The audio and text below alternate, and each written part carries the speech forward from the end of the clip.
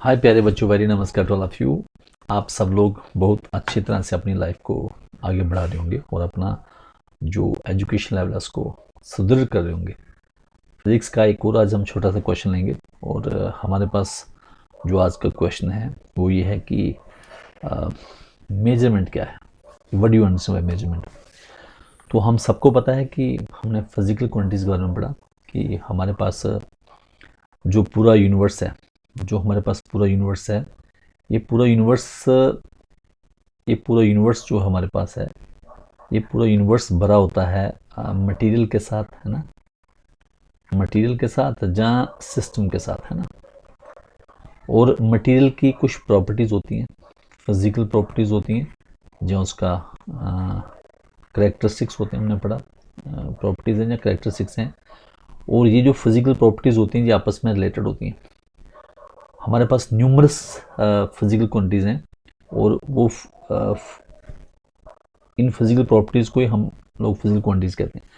तो फिजिकल जो प्रॉपर्टीज़ हैं ये न्यूमरस हैं, तो न्यूमरस फिजिकल क्वांटिटीज़ को मेजरमेंट करना इतना आसान नहीं है।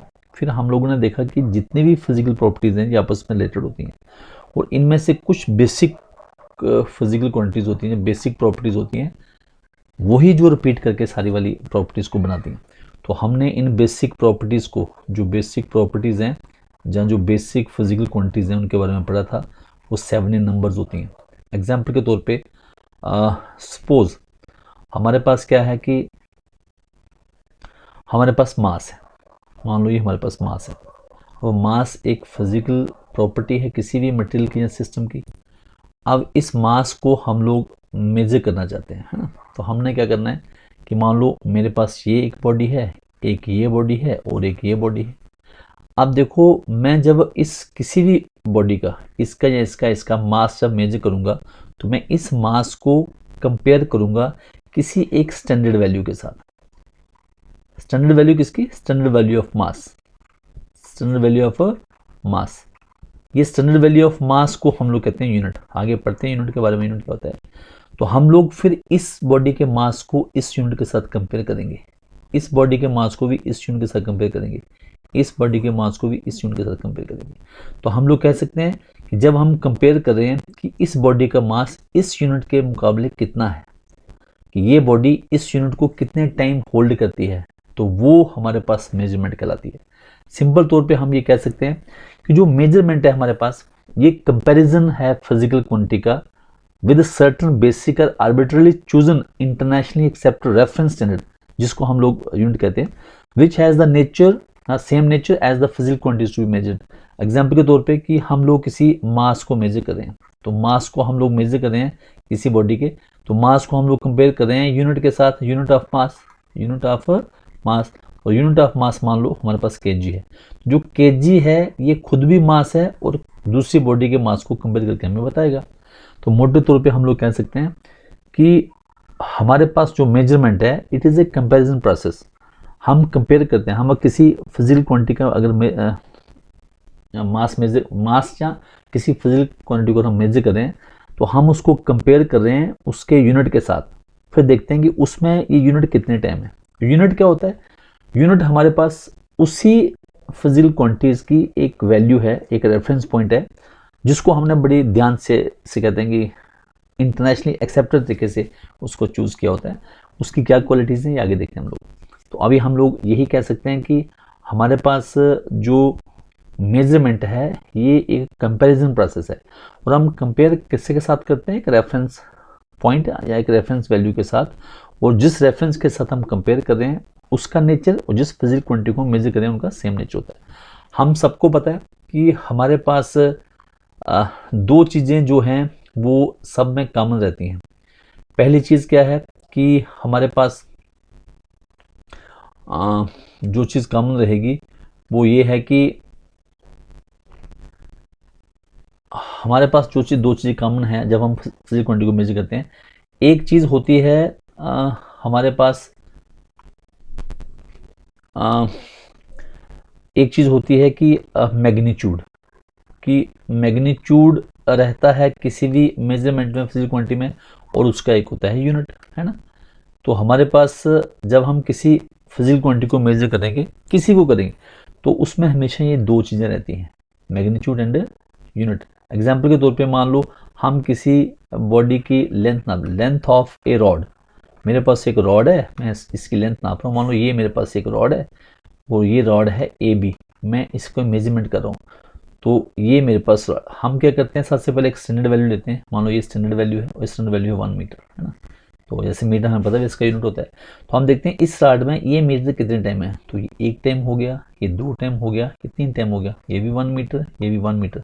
अगर हमें कोई कहे कि length of this rod, length of this rod किसके बराबर है, तो हम कहेंगे 1 metre plus 1 metre plus 1 metre, कितना हो गया 3 मीटर। अब देखो ये जो मेरे पास रिजल्ट आया, इस रिजल्ट में दो चीज़ें हैं, एक तो मैग्नीट्यूड, मैग्नीट्यूड मीन की कोई क्वांटिफाइड मेजर वैल्यू, और दूसरा ये स्टैंडर्ड वैल्यू, जिसको यूनिट कहते हैं। तो हम कह सकते हैं कि जब भी हम कोई मेजरमेंट करते हैं तो उसमें ये product numerical value and unit standard value रहता ही रहता है।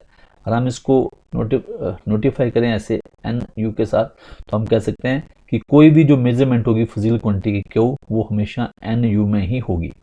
अगर हम इस वैल्यू को इस स्टैंडर्ड से किसी दूसरे स्टैंडर्ड के साथ कंपेयर करें, तब भी हम इसको ऐसे लिख सकते हैं, मान लो हम इसको कंपेयर कर रहे हैं किसी दूसरे यूनिट के साथ, मान लो ये हमारे पास एक दूसरा यूनिट है इसका, ठीक है, मान लो ये है कि हमारे पास, मैं इसी क्वांटिटी को, इसी फिजिकल क्वांटिटी को क्या कर रहा हूँ, एक दूसरे यूनिट के साथ कंपेयर करने जा रहा हूँ। मान लो हमने ये लिखा कि लेंथ ऑफ रॉड जो है, जिसको हम लेंथ ऑफ रॉड कह रहे हैं, length of rod is equal to 3 metre, और मैंने इसको एन यू के साथ डिनोट किया, या नंबर दे दो N1 U1। इसी को अगर मैं दूसरे यूनिट में कन्वर्ट करूं तो दिस इज 300 सेंटीमीटर, ये N2 U2 है। देखो हम ये कह सकते हैं कि जो मैग्नीट्यूड है इन दोनों का, वो मैग्नीट्यूड मीन जो वैल्यू दोनों की सेम है, सिर्फ नोटिफिकेशन नोटेशन जो है अलग अलग है। हम ये भी कह सकते हैं कि जो क्यों हमारे पास मेजरमेंट लेंथ ऑफ रॉड, ये 3 metre is equal to 300 centimetre, दोनों बराबर ही हैं, लेकिन ये इसका नोटेशन हमने चेंज किया। इसका नोटेशन क्या है N1 U1 और इसका क्या है N2 U2। हम ऐसे भी कह सकते हैं कि जो रेशियो है N1 एंड N2 की, वो यूनिट की रेशियो से हमेशा इन्वर्सली प्रोपोर्शनल होती है। तो हम कह सकते हैं जो न्यूमेरिकल वैल्यू है ये इन्वर्सली प्रोपोर्शनल टू यूनिट, कि अगर हम कोई मेजरमेंट करते हैं तो मेजरमेंट करते वक्त अगर हम वो बड़ा यूनिट चूज करेंगे तो उसका न्यूमेरिकल वैल्यू छोटा होगा, छोटा यूनिट करेंगे तो न्यूमेरिकल वैल्यू बड़ा होगा। इट मीन्स अगर न्यूमेरिकल वैल्यू बड़ी है तो यूनिट छोटा होगा, अगर ये छोटी है तो ये बड़ा होगा। कहने का ये मतलब है कि जब हम मेजरमेंट करते हैं तो मेजरमेंट जब हम कंपेयर करते हैं वो ऑलवेज अकम्पनीड रहता है किसके साथ, मैथमेटिकल जब मल्टीप्लिकेशन है किसकी, न्यूमेरिकल वैल्यू एंड यूनिट की। तो मेजरमेंट सिंपली हम लोग ऐसे कह सकते हैं कि जब हम किसी चीज़ को मेजर करते हैं तो हम उस फिजिकल क्वांटिटी को, उस फिजिकल क्वांटिटी की स्टैंडर्ड वैल्यू जिसको हम लोग यूनिट कहते हैं उसके साथ कंपेयर कर रहे होते हैं।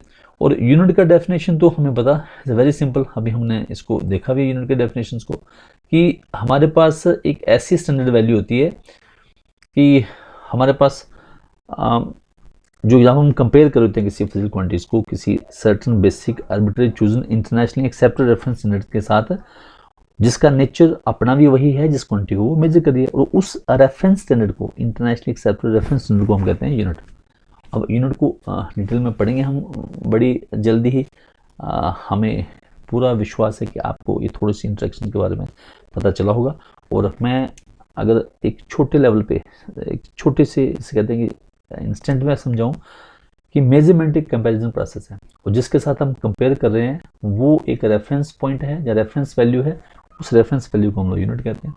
तो वो यूनिट है जो वो एक ऐसी वैल्यू है जिसको हमने आर्बिट्रेरी चूजन किया है, लेकिन वो इंटरनेशनली एक्सेप्टेड है और वो एक स्टैंडर्ड वैल्यू है, और उसकी क्वालिटीज़ होती हैं कुछ, वो आगे हम देखते हैं। तो simply measurement is a comparison process, और हम इसको कंपेयर करके हमें पता चलता है कि ये वाली उस बेसिक स्टैंडर्ड वैल्यू से कितनी बड़ी या कितनी छोटी है, और इससे हमें लोग जो कम्युनिटीज़ होती हैं, मेजरमेंट्स होती हैं, वो हमारी आसान रहती है, लाइफ और ईजी बनती है। फिजिक्स में कैलकुलेशन इज़ वेरी इंपॉर्टेंट, क्योंकि हम लोगों को पूरी नेचर्स के बारे में स्टडी करनी है, नेचर की बनावट कैसी है, how big it is, how smallest value it contains, how it is expanding, how it can contract, how body grow, how body diminish.